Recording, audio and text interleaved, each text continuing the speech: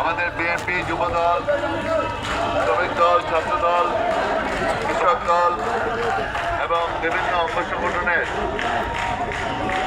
নেতৃবৃন্দ, সহকর্মীবৃন্দ, এলাকার মানুষ সম্পর্কে আমার আন্তরিক সালাম ধন্যবাদ জানাচ্ছি। আজকে আমাকে এই পশ্চিমাঞ্চলে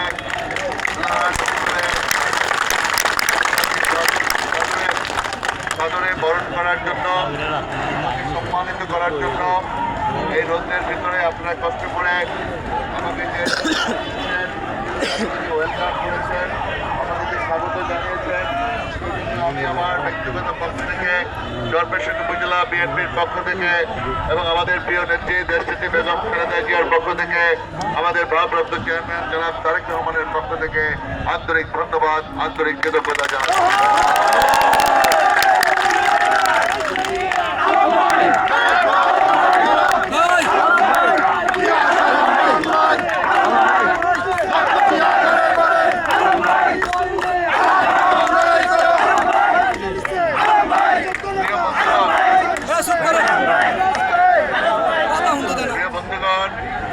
আজকে আমরা আমাদের দুটো কর্মসূচি আছে, যে কর্মসূচি উদযাপন করার জন্য আমি এখানে এসেছি।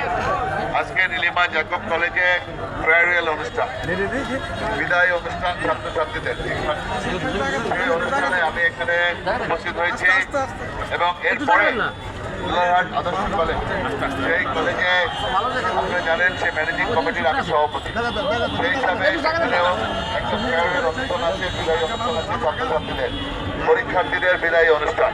সেই অনুষ্ঠানে আমি উপস্থিত হওয়ার জন্য আমি আজকে দোলারহাট অঞ্চলে এসেছি। তারপরে এই দুটা কর্মসূচি পালন করার উদ্দেশ্যে এখানে আসার পরে আপনাদের যে স্বতঃস্ফূর্তভাবে আমার নেতা কর্মীরা, সাধারণ মানুষ, সাধারণ জনগণ আমাকে যেভাবে বরণ করে নিয়েছেন, সেই জন্য আমি আবারও আপনাদেরকে আন্তরিক ধন্যবাদ।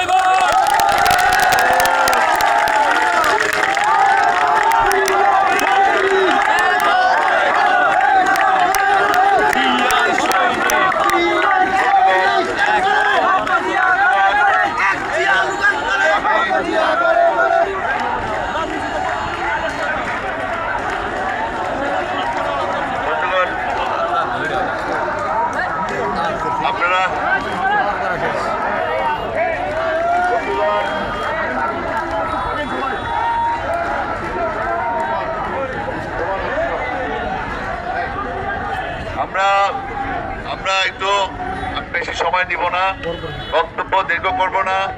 আমার একটু কর্মসূচি আছে, কলেজে ঢুকবো আমি।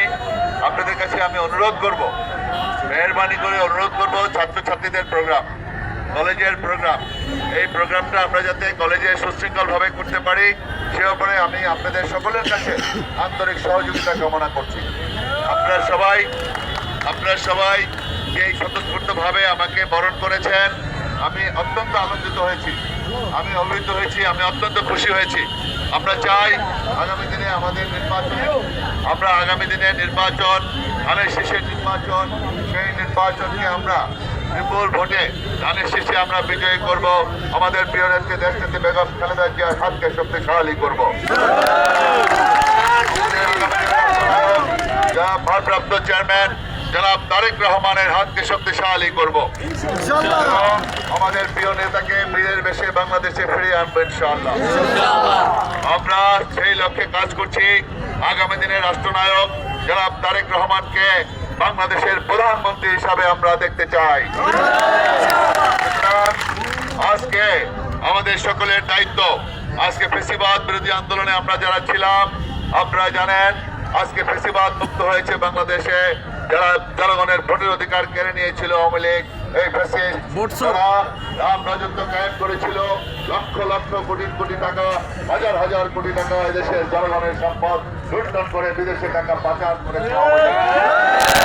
এই আওয়ামী লীগ শেখের বেটি বলেছিল, শেখ হাসিনা নিজেই বলেছিল নিজের মুখে, শেখের বেটি পালায় না। শেখের বেটি পালাইছে, বেহায়ের মতো বাংলাদেশের জনগণকে ফেলে রেখে পালিয়ে গিয়েছে। তারা জনগণের সম্পদ কেড়ে নিয়েছে, জনগণের ভোট কেড়ে নিয়েছে, লুণ্ঠন করেছে। বিদেশে হাজার হাজার কোটি টাকা পাচার করেছে, এদেশের ছাত্র জনতাকে খুন করেছে, বিলখানায় বিডিআর বিলখানায় ৫৭ জন অফিসারকে খুন করেছে, তাদের বাংলাদেশে থাকার কোনো অধিকার নাই।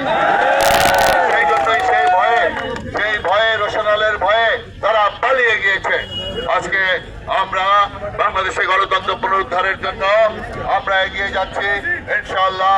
তারেক রহমানের নেতৃত্বে আমরা বাংলাদেশে গণতান্ত্রিক রাষ্ট্র আমরা প্রতিষ্ঠিত করবো ইনশাআল্লাহ।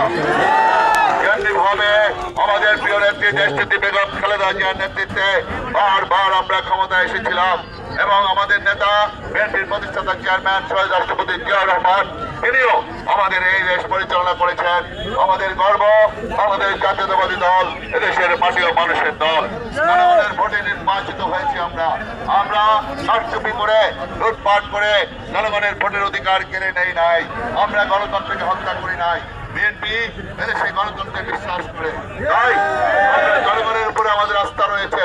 জনগণই আমাদের বড় শক্তি। উপরে আল্লাহর ইচ্ছায় আমরা জনগণকে নিয়েই বাংলাদেশে রাজনীতি করতে চাই। আমাদের ঠিকানা বাংলাদেশ, আমাদের বিদেশে কোনো ঠিকানা নাই। আমাদের ঠিকানা বাংলাদেশ। প্রথম বাংলাদেশ আমার, শেষ বাংলাদেশ, জীবন বাংলাদেশ আমার। বক্তব্য বাড়াবো না, আমি কলেজে যাব। আপনারা কলেজের ভিতরে পরিবেশ করবেন না।